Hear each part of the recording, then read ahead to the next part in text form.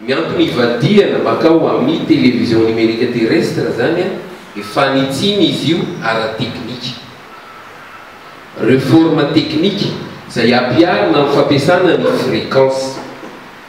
zany hoe efa manomboka olany ny fampiasana n'le fréquence dia tsy maintsy asiana fandaminana vaovao mba ahafahana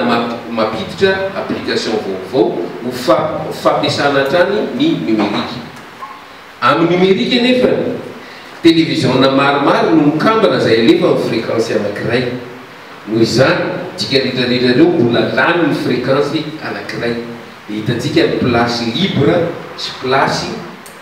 vacante tamin'izay fotoana zay nahoana le izy no tsy maintsy atao le izy satria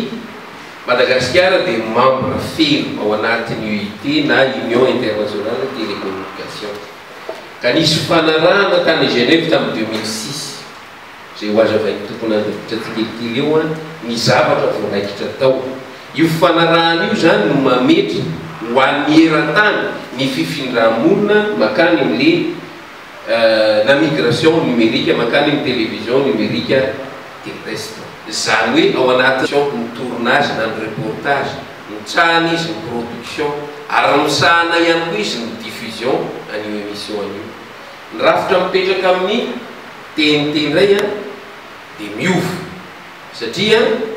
ny télévision tsy misahana afa-tsy ny famokarana fotsiny ihany ndray société hafa manokana indray no misahana ny fanapariahana ary ny fahatelo moa